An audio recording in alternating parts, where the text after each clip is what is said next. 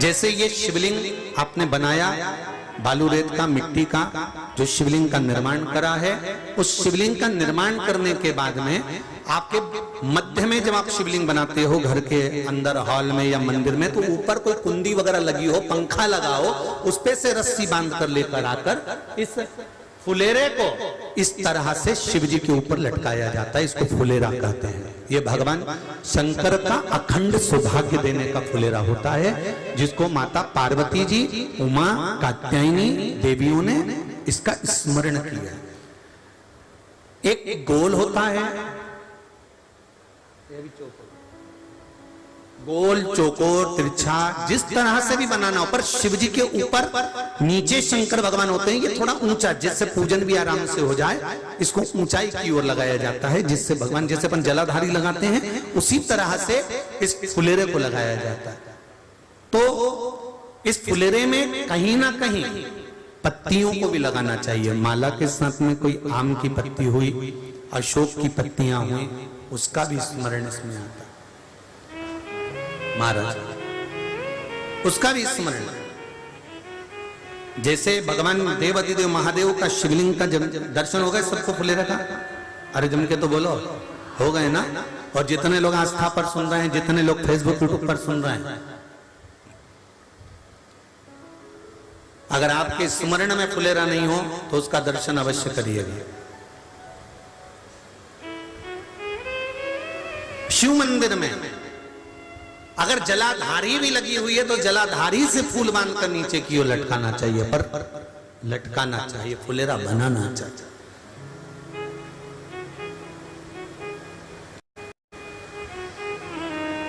सात फल हैं फुलेरा। कितने फल हैं?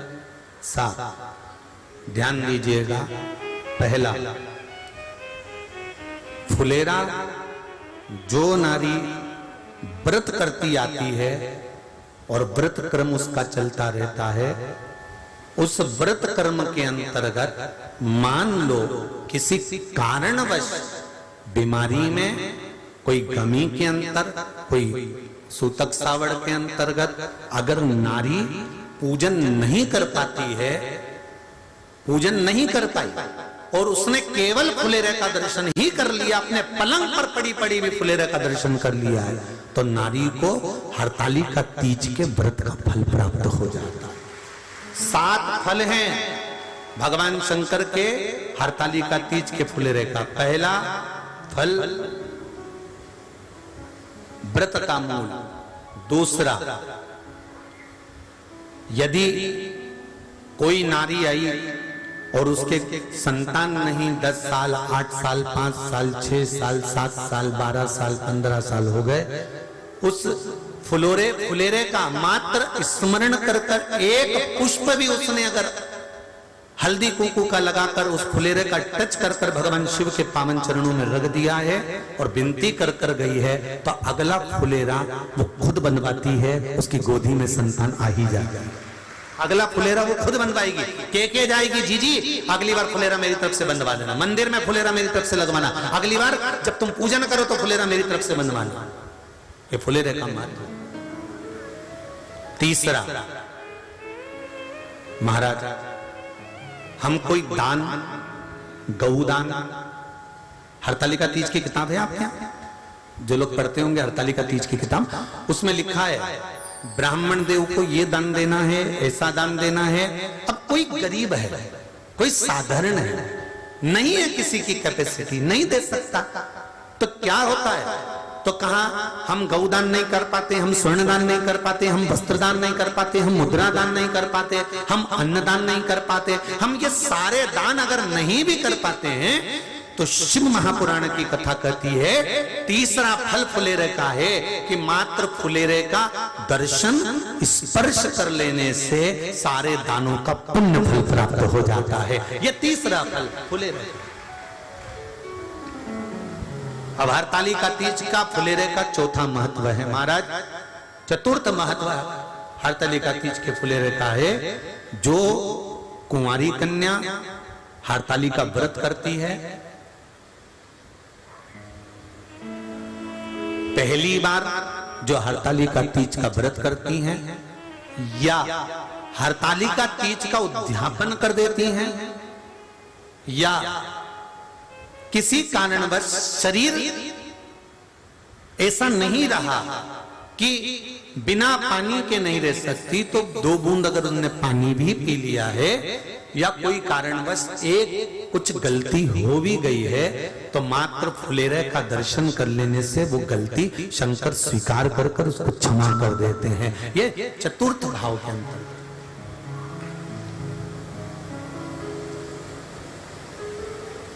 फुलेरे का अगला वर्णन करा गया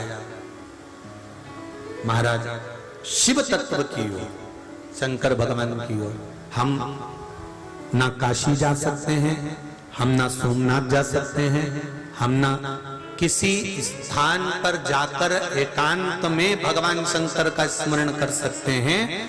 मान लो हमें एकांत में बैठकर शिव की भक्ति करना है, किसी मंदिर में किसी देवालय में जाकर भक्ति करना है, तो फुलेरे का मात्र दर्शन करने से, पूजन स्मरण करने से उस भक्ति का फल भी हमारे खाते में आ जाता है। और फिर अगला आखिरी का जो वर्णन किया गया है वो कहा गया कि पार्वती मैया गुफा में जाकर भगवान का भजन करती थी, शिव का स्मरण करती थी और फिर अपनी सहेलियों के साथ बैठकर शंकर का स्मरण करा, जिसका फल पार्वती को मिला। तो कहा हम ना किसी गुफा में प्रवेश कर सकते हैं, ना हम किसी गुफा में या जंगल में जा सकते हैं। इस फुलेरे के नीचे शंकर भगवान की जब अर्चना करते हैं, आराधना करते हैं, हरतालिका तीज के दिन फुलेरे के नीचे हम भगवान शिव की पूजन करते हैं, तो हमारा वन में किया गया भजन का फल ही हमको प्राप्त हो जाता है। ऐसे फुलेरे का तीज कथा कितनी तारीख को पूरी होगी? जम के बोलो जरा। 29 को। और हरतालिका तीज कितनी तारीख की है? 30 की। 31 को गणपति जी बैठ जाएंगे, गणेश जी महाराज। तो 30 तारीख को हरतालिका के दिन निवेदन है प्रत्येक शिव मंदिरों का स्मरण हो, या जहां हरतालिका व्रत होता है वहां फुलेरे का स्मरण होना चाहिए। शिव भक्ति। महाराज अगला वर्णन किया, शिव पुराण कहती है भगवान शंकर का अनुमोदन हरतालिका व्रत, हरतालिका तीज शिव महापुराण की कथा कहती है देव ऋषि नारद भगवान विष्णु से सुन लिए, ब्रह्मा जी से सुन लिए कि तप का महत्व, साधना का महत्व, पर जो उन्होंने तुमरुका जी से सुना तो देव ऋषि नारद से रहा नहीं गया। और देव ऋषि नारद ने तुमरुका जी से कहा, तुमरुका जी क्या भादो महीने के शुक्ल पक्ष की तृतीया तिथि का इतना महत्व है कि शंकर भगवान नेत्र खोल लेते हैं? क्या शिवजी नेत्र खोल लेते हैं? इतना महत्व है? हाँ।